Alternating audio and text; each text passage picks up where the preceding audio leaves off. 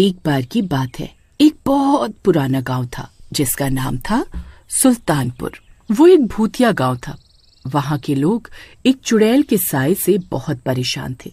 फिर एक रात सब गांव वाले सो रहे थे, तभी किसी की पायल की आवाज आती है। अजी, आपने ये आवाज सुनी? लगता है वो चुड़ैल आज रात फिर गांव में आई है। चलो, हमें कहीं छुपना होगा, अगर उसने हमें देख लिया तो शामत आ जाएगी। फिर वो दोनों सोफे के पीछे छुप जाते हैं। वो चुड़ैल सबके घरों की खिड़की से झांक झांक कर किसी को तलाश कर रही होती है। उसी रात गांव में मुन्ना और कालू अपने दोस्त की शादी के लिए ठहरे हुए थे। उस चुड़ैल को देखकर वो दोनों भी चौंक जाते हैं। वो अपनी खिड़की से उसे देख रहे होते हैं। अरे कालू भाई, वो देखो, ये वही चुड़ैल है जिसके बारे में हरिया ने हमें बताया था। अरे भाई, हरिया ने कहा था कि रात में पायल की आवाज आने पर घर के अंदर कहीं छुप जाना। चलो जल्दी कहीं छिप जाते हैं। अरे रूप का डरपोक, अरे वो देख, चुड़ैल कितनी बड़ी सोने की पायल पहनी हुई है। अगर वो पायल हमें मिल जाए तो हम उसे बेचकर माला माल हो जाएंगे। अरे तू पागल तो नहीं हो गया? अगर उसने हमें देख लिया तो हमें कच्चा खा जाएगी। चल जल्दी छुप जाते हैं। मेरे पास एक प्लान है, तू डर मत, जल्दी जा और वो कंबल उठा कर ला। अरे भाई, तू क्या करने की सोच रहा है? मुझे तो बहुत डर लग रहा है। फिर मुन्ना जोर जोर से उस चुड़ैल को आवाज लगाने लगता है। अरे ओ चुड़ैल, देख मैं यहाँ हूँ, तुझे मेरी ही तलाश थी ना? ये देख मैं यहाँ हूँ, आजा आजा, मैं तुझसे नहीं डरता। अरे मर गए रे। अरे कमबख्त मुन्ना, ये क्या कर रहा है? क्यों अपनी मौत को बुला रहा है? अरे चुप कर जा मेरे बाप, नहीं तो हम दोनों मरेंगे। अरे ओ डरपोक चुड़ैल, लगता है तू डर गई। हिम्मत है तो मुझे खा कर दिखा। ये देख मैं यहाँ हूँ, आजा आजा, मैं तुझसे नहीं डरता। अरे नास मिटे, क्यों मरना चाहता है? अरे चुप हो जा भाई, वो चुड़ैल यही देख रही है। चुप हो जा, चल अभी भी वक्त है, पीछे के दरवाजे से भाग चलते हैं। अरे कालू तू डर मत, बस वो काला कंबल तैयार रख। अरे तू करने क्या वाला है भाई, ये तो बता। मैं उस चुड़ैल को यहाँ बुलाऊंगा, तू दरवाजे के पीछे छुप जा। फिर जैसे ही वो चुड़ैल अंदर आए तो उसके ऊपर कंबल फेंक दियो, मैं जल्दी से उसकी पायल उतार लूंगा। आज तो हम दोनों पक्का मरेंगे। फिर मुन्ना जोर जोर से आवाज लगाकर चुड़ैल को अपने घर की ओर बुलाता है। चुड़ैल भी मुन्ना को देख लेती है और दौड़ती हुई उसकी तरफ आती है। मुन्ना दरवाजे के सामने खड़ा हो जाता है। फिर चुड़ैल दरवाजा पीटने लगती है। खोल, दरवाजा खोल, देख तेरी मौत तेरे सामने खड़ी है। आज तेरा खून पीकर अपनी प्यास बुझाऊंगी। अरे मुन्ना भाई, अभी भी मौका है, चल पीछे के रास्ते से भाग चलते हैं। अब हम पीछे नहीं हट सकते, तू जल्दी से दरवाजा खोल दे, अभी खोल दरवाजा। फिर कालू दरवाजा खोल देता है। दरवाजा खुलते ही चुड़ैल मुन्ना के सामने आकर खड़ी हो जाती है।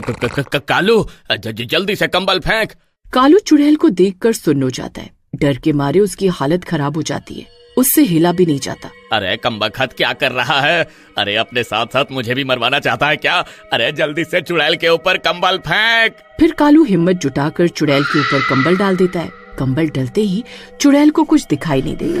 वो छटपटाती रहती है, लेकिन कालू उसे पकड़ लेता है। तभी कालू मुन्ना नीचे झुकता है और चुड़ैल की दोनों पायल उतार लेता है। चलो कालू भाई, हमारा काम तो हो गया, इस दरवाजे को बाहर से धक्का दे दो। और दरवाजा बंद कर देते हैं और पीछे के रास्ते से भाग जाते हैं। अरे भागो, अपनी जान बचाकर भागो। अरे मर गए रे। अरे मुन्ना, तेरा नाश मिटे, आज तो तेरे लालच ने हम दोनों को मरवा ही दिया था। फिर वो दोनों भागते भागते जंगल के अंदर घुस जाते हैं और झाड़ियों के पीछे छुप जाते हैं। मेरी पायल, कमबख्तों, मैं तुम्हें जिंदा नहीं छोड़ूंगी। तुमने मेरी पायल चुराकर अपनी मौत को बुलाया है। फिर वो चुड़ैल उन दोनों की तलाश में पूरे गांव में हाहाकार मचा देती है। कहाँ छुपे हो कमबख्तों, बाहर आओ, वो पायल मेरे लिए बहुत जरूरी है। कहाँ छुपे हो तुम? चुड़ैल पूरी रात भर उन दोनों की तलाश में इधर उधर भटकती रहती है और सुबह होते ही वो गायब हो जाती है। उधर दूसरी तरफ सुबह होते ही मुन्ना और कालू नींद से जागते हैं। मुन्ना खुश होकर पायल निकालता है और कहता है, भाई अब हमारी किस्मत बदलने वाली है। इस पायल को बेचकर हम माला माल हो जाएंगे। लेकिन जैसे ही दोनों गांव लौटते हैं, पूरे गांव में सन्नाटा पसरा होता है और ना तो कोई औरत, ना बच्चे, ना बूढ़े, कोई दिखाई नहीं देता। अरे भाई, ये क्या हो गया? सब कहाँ चले गए? अरे शायद डर के मारे सब गांव छोड़कर भाग गए होंगे। पर तभी हवा के झोंके के साथ दोनों को पायल की छनक सुनाई देती है। मुन्ना नीचे देखता है, पायल अपने आप खनक रही थी और पायल से खून की बूंदें टपक रही थी। अरे मुन्ना, अरे ये सोने की नहीं, अरे ये खून की पायल है। ये तो चुड़ैल की आत्मा का हिस्सा है, इसीलिए पूरा गांव गायब हो गया। तभी गांव के बीचों बीच एक चीख गूंजती है, मेरी पायल लौटाओ। ये देखकर कालू बहुत डर जाता है। अरे मुन्ना भाई, यह तो बहुत बड़ी गड़बड़ हो गई। इस चुड़ैल ने तो पूरे गांव वालों को ही गायब कर दिया। अब क्या करें? रात होते ही वो चुड़ैल फिर से यहाँ आएगी और इस बार हम नहीं बच पाएंगे। अरे हमें रात होने से पहले इस गांव को छोड़कर जाना होगा। चलो मेरे साथ। फिर वो दोनों दौड़ते दौड़ते गांव की मेन सड़क पर बने बस स्टैंड पर पहुंच जाते हैं। कुछ देर इंतजार करने के बाद उन्हें वहाँ एक बस आती हुई दिखाई देती है। वो बस उनके पास आकर रुकती है। अरे ये क्या, आज सिर्फ 2 ही सवारी आई है। रोज तो 20-25 लोग चलते थे इस गांव से, आज सारे गांव वाले कहाँ चले गए? अरे भाई, आज गांव में महोत्सव है, सभी गांव वाले वहीं हैं, इसलिए आज कोई नहीं आया। फिर वो बस उन दोनों को लेकर वहाँ से शहर की ओर चली जाती है। शुक्र है भगवान का, इस भूतिया गांव से पीछा छूटा। आज तो बाल बाल बच गए। बस थोड़ी देर और, कुछ ही देर में शहर आ जाएगा। फिर वहाँ पहुँचते ही सबसे पहले ज्वेलरी शॉप ढूंढकर इस पायल को बेच देंगे और फिर हम माला माल हो जाएंगे। हाँ, और फिर हमें कभी नौकरी करने की जरूरत भी नहीं पड़ेगी, पैसा ही पैसा होगा। फिर थोड़ी देर में उनका शहर आ जाता है। फिर शहर पहुंचते ही वो दोनों एक ज्वेलरी शॉप पर उस पायल को बेचने के लिए जाते हैं। भाई साहब, हम इस पायल को बेचना चाहते हैं, हमें इसका क्या दाम मिलेगा? अरे वाह, इतनी सुंदर पायल, ठीक है, मैं इसे खरीद लूंगा। मैं इसे एक बार परख लेता हूँ, आखिर सोने की है भी या नहीं। तभी ज्वेलरी शॉप में पायल अचानक खून से भीग जाती है। चारों तरफ अंधेरा छा जाता है। अरे ये कैसी पायल है, इसे यहाँ से ले जाओ वरना मेरी दुकान बर्बाद हो जाएगी। मुन्ना और कालू दोनों डर जाते हैं। तभी अचानक हवा का तेज झोंका आता है और चुड़ैल की आवाज गूंजती है, मेरी पायल लौटा दो वरना खून की नदियाँ बहेंगी। भाई, अब हमें समझ आ गया, ये पायल किसी और की अमानत है। लालच ने हमें मौत के मुंह तक पहुंचा दिया। चलो इसे वापस गांव लेकर चलते हैं। हाँ कालू, तो सही कह रहा है। अमीरी के लालच में मैं सब कुछ भूल गया था। अगर हमने इसे वापस नहीं किया तो पूरा गांव हमेशा के लिए खत्म हो जाएगा। फिर मुन्ना और कालू पायल लेकर गांव लौटते हैं। गांव अब भी सुनसान है। अरे भाई देख, सब परछाइयाँ हमें घूर रही हैं। अरे ऐसा लग रहा है हमें कच्चा खा जाएंगी।